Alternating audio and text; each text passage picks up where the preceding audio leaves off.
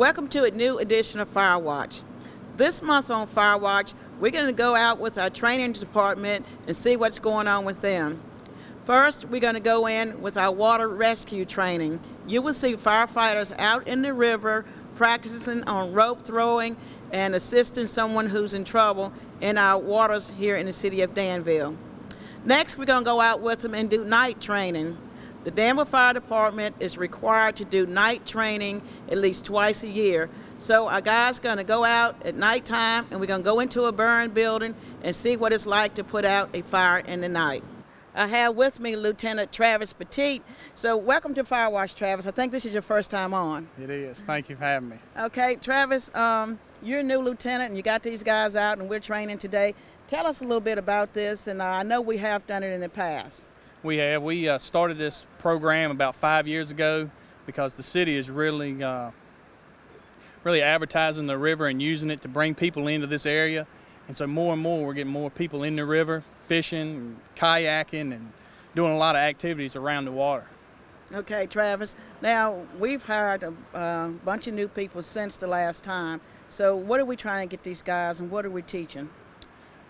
Mostly we're just doing, this is an awareness class. Our technical rescue team, they do a lot of the in-water stuff. We have a boat that's on engine 5, but we're teaching this class to the rest of the department to get them ready in case of an emergency. They can throw a rope bag or do just the basic river stuff before another team could get there. Okay.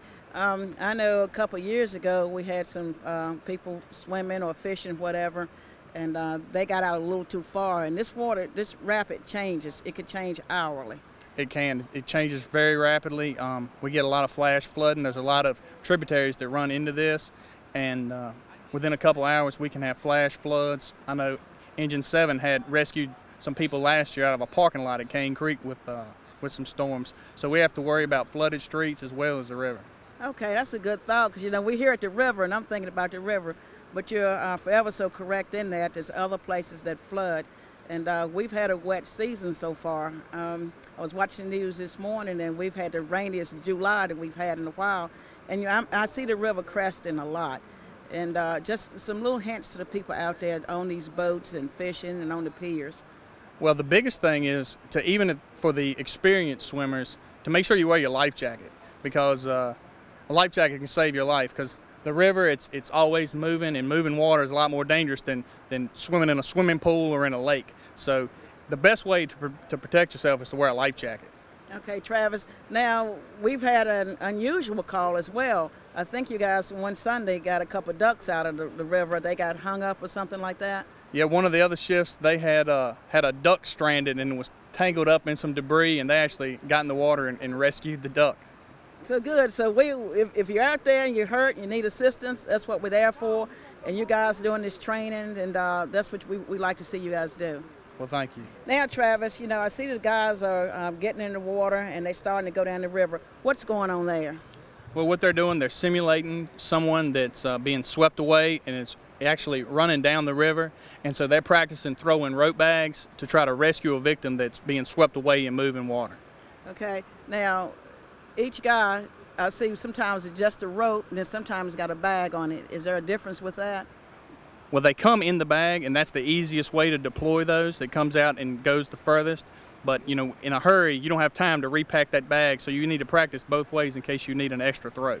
Oh, well, good. And, you know, one was going down, and I heard you say to maneuver yourself or position yourself with your feet going down the river. You want your feet down the river. That way, if you're swept away, that you can catch yourself on rocks or debris with your feet, and that way you don't hit your head, and it will cause you to go unconscious and drown. Okay. Should we have an individual in the water and we have to throw a bag or our guys go in, what should that person do that's out there stranded? Really, you just want to stay calm and wait till somebody that's trained to come and get you.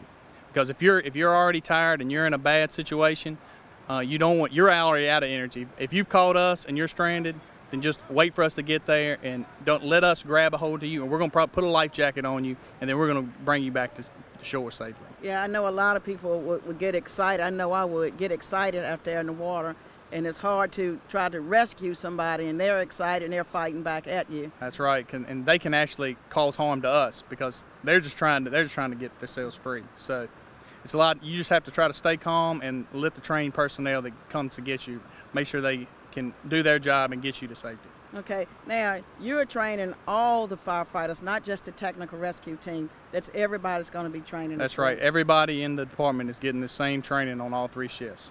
Okay. Well, thank you, Travis, and we enjoyed coming out watching you today and watching the guys. It's a hot day out here, I know they're feeling good with this water rescue training. Well, thank you. Hope we'll never need it, but our guys will be up to par when we get They'll be prepared. We do. Yes, thank you. Thank you. Hey, how's it going? Meet my friend Lou. Lou only says something when it's very important. Right now, he's saying replace my battery. Now he's saying fire, get out of the house. Once this guy gets going, there's no shutting him up. Smoke alarms, a sound you can live with. I have here with me Chief Barry Neal. He's in charge of our training department.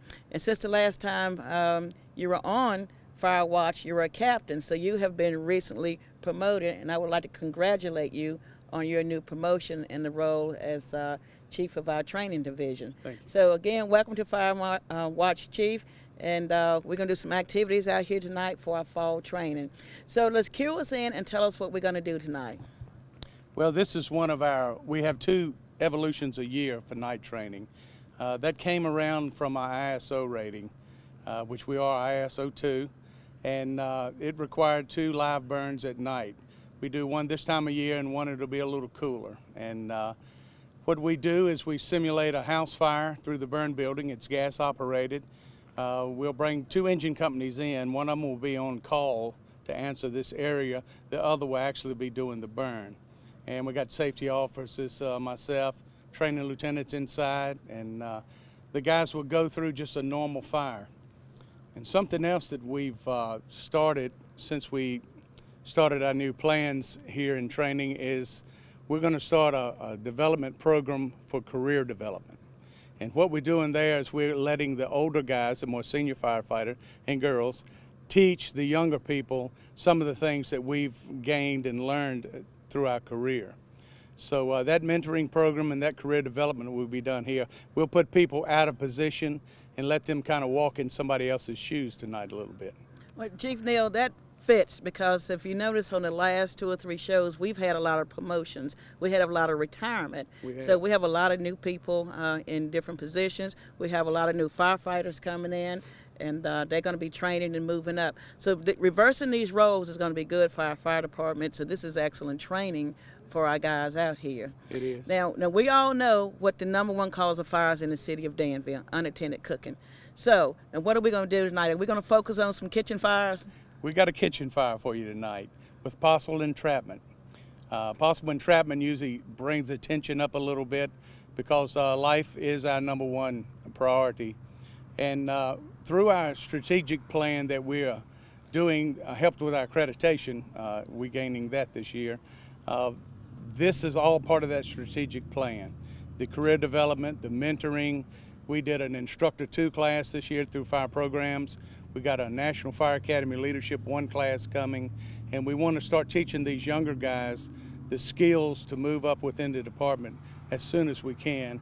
And I tell you honestly, Chief, I think the mentoring is probably as good as anything. It's what you and I saw coming up.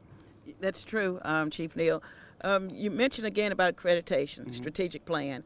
That was a big project for us, and coming from that, we learned a lot of things that we need to do to make our department even better than who we are. And this is going to help our citizens of Danville as well.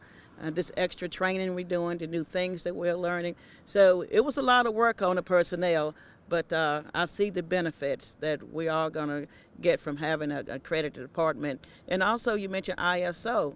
We're on the verge of hopefully getting that #1 position for ISO, and that's going to make us even better. And that's just showing our citizens how much we're training, how much our equipment is up to standard, and how good we're going to be even better than we are now. That's true. I believe you're right. And, you know, we're on a limited budget all the time now throughout the Commonwealth. And we are fortunate enough to work and get enough grants to help get some equipment. And we've been extremely fortunate here in Danville with the grant process. And we appreciate that. And hopefully we'll eventually have everything we want. Okay. Well, Chief, we're going to get ready. I see the guys are getting all geared up. All the trucks are in place. So we're going to go and have a kitchen fire here at our training center. Okay, thank you. Engine 6 to alarm. So long, go ahead.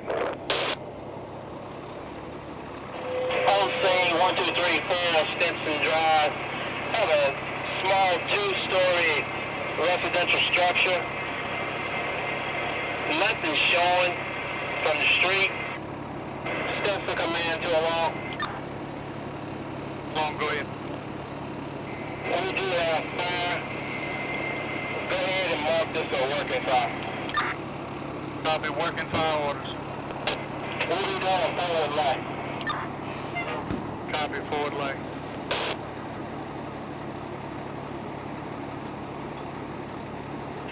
Engine 5 on scene.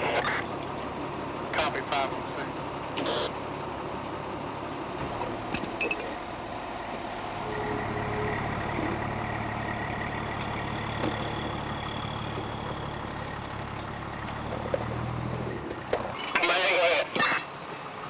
Just had a second call, homeowner. She's at work. She said her grandmother stays there by herself. She don't know if she's in or out. She won't answer the phone. Copy.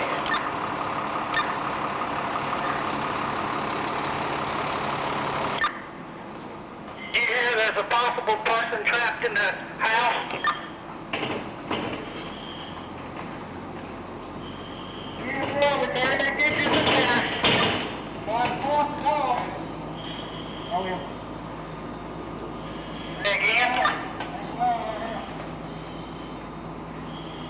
Command to the battalion 1. Get one, go ahead. We got fire in the kitchen. You go ahead and take command. We're going to have to make possible entry. We'll be attacked. You ready for that? Battalion 1 assuming command. Engine 6 will be the fire tank on the first floor. Engine 5.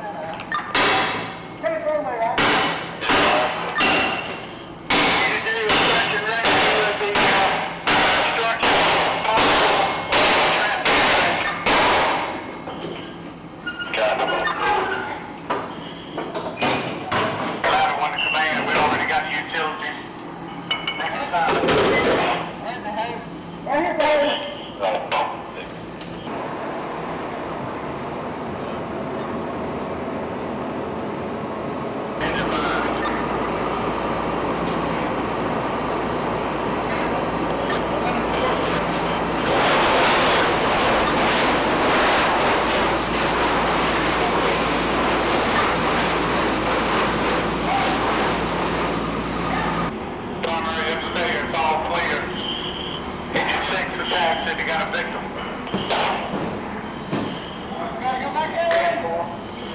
Victim at 741. You can stop him right there, good, alright? Ladder 1 is going to be assuming the victim coming out Alpha door.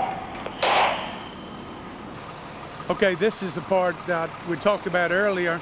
During safety stand down, we found a need, which covered cancer, by the way. We found the need to start decontamination, deconning our gear as we came out of the fire. A lot of times we'd have sheetrock mud on us. We would have chars of burnt material.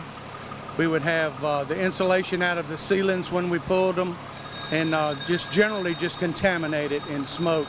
There's a lot of benzene in the smoke, which is a derivative of a hydrocarbon, gasoline, anything that came out of a fossil fuel, which makes foams and mattresses, chairs, plastics.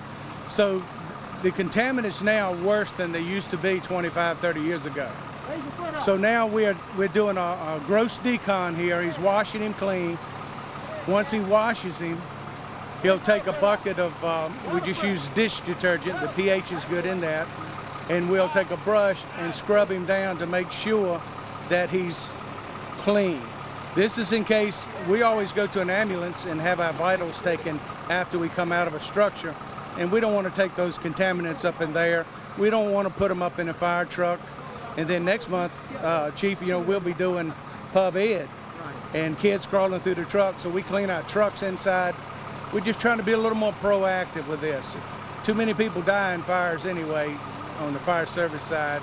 This is just another way to beat something as simple as cancer. It may or may not be perfect, but we do the best we can. Okay. Now, I know these guys will have to go back to work tonight and all this gear is wet, so what are we going to do from here for this guy, and the rest of them are waiting to be cleaned up as well. What are we going to do about them being wet tonight?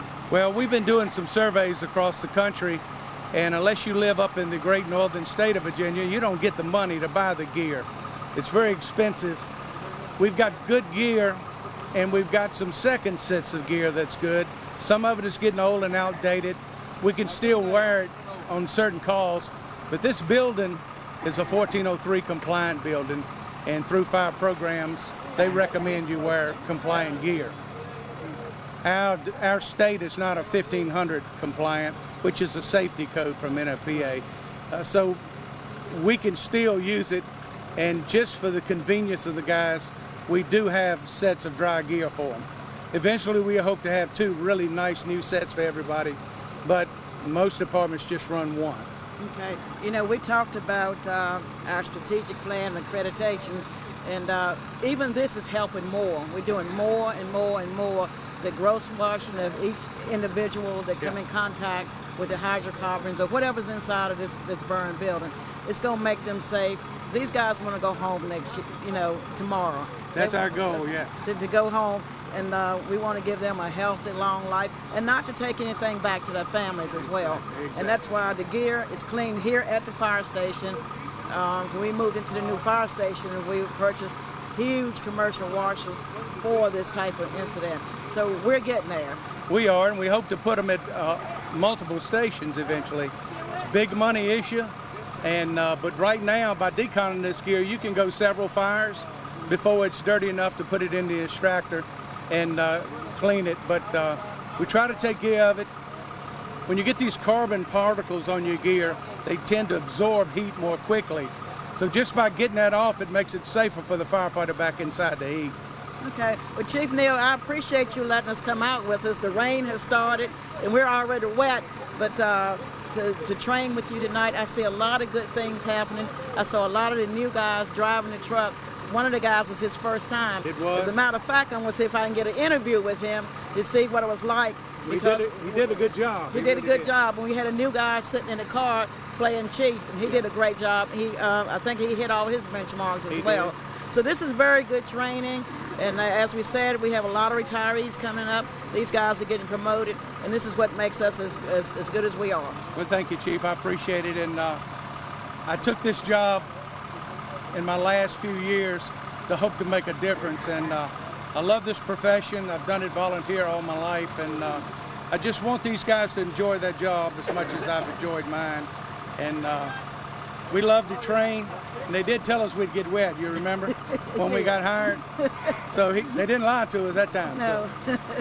Anyway, thank y'all for coming out tonight. Thank you for letting us join you with your training, and we look forward to training with you more and more and more, because I believe you have a lot of good, exciting ideas and things that you're going to bring to the department. Thank you. Appreciate it.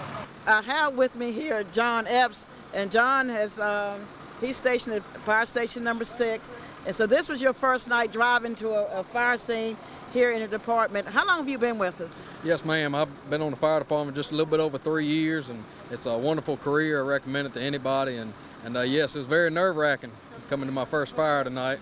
So when you pulled up and they said they had fire showing, what happened? What were you thinking? Oh, the heart rate went up to, I don't even know. It just went way on up there.